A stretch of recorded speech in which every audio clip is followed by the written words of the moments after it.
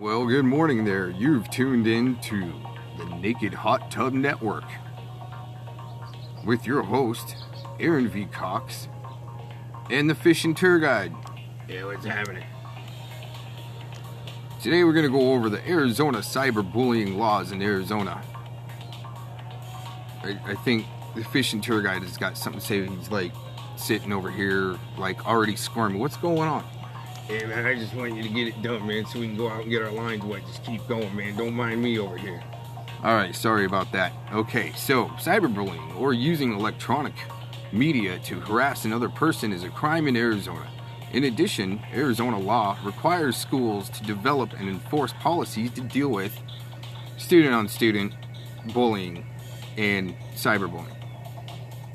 This article discusses cyberbullying laws in Arizona. Oh yeah, by Deborah C. England.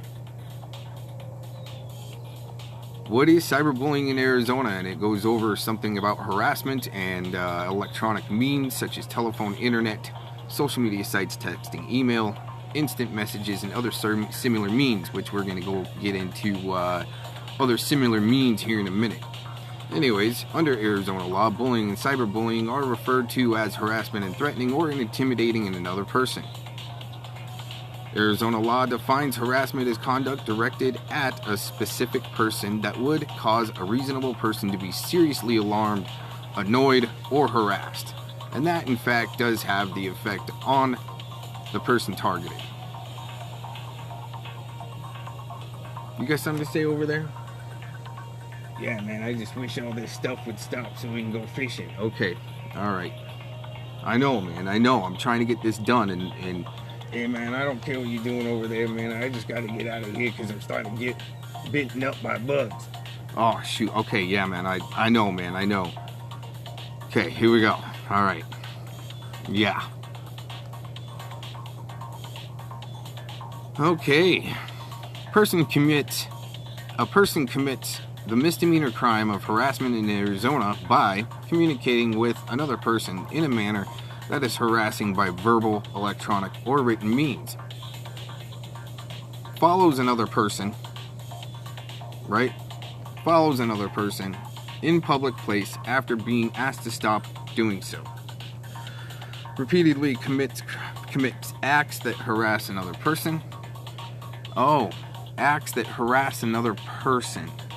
See, some of these are so loosely defined. Acts, harassment, what constitutes this all? Also engages in surveillance of another person for no legitimate purpose. I wonder if that's like in the physical, on the ground, or maybe like, I don't know, just what would surveillance be? Like hanging out on somebody's channel and just lurking on their material? Maybe leave a few harassing comments, and I've been probably guilty of that myself, just watching somebody's channel and not harassing in it by any sense. I don't feel like I harass or threaten anyone, but if you feel threatened, maybe you'll be seriously alarmed, seeing that all of a sudden, yeah, I'm the one over here trying to not be like some statist reading the rules over here. Anyways, continuing on.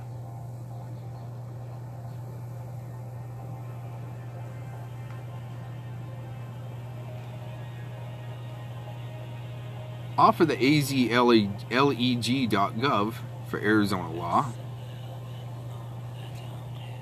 computer tampering venue forfeiture classifications 13-2316 general. A person who acts without authority or who exceeds authorization of use commits computer tampering by accessing, altering, damaging, or destroying any computer system or network or any part of a computer. Okay, I'm going to go down to 4.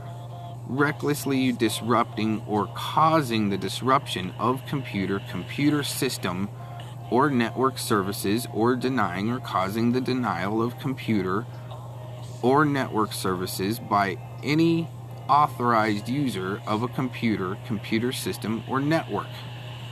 Okay, you can kind of read the rest there.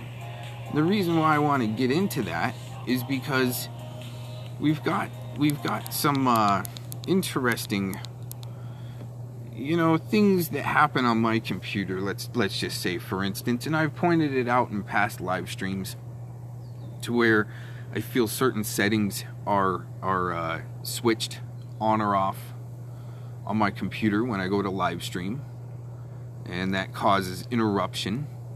Also, the way I've live streamed before and had green access to all systems, and then recently, and maybe going back as far as 6 months, I've had interruption where it causes the computer to fault. Now, the reason why the systems are able to be accessed is because of the OBS software that is non-proprietary.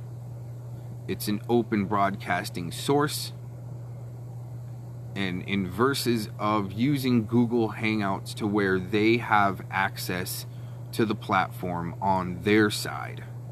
When you use an open broadcasting software, if you happen to hit a copyright strike somehow, which I feel should be more heavily weighed upon than the means of let's say facilitating a shutdown, what would really constitute interruption or a network shutdown, and and also having a channel in all green standing with YouTube, Google, but also not being able to live stream for 90 days, which is a non-monetized channel.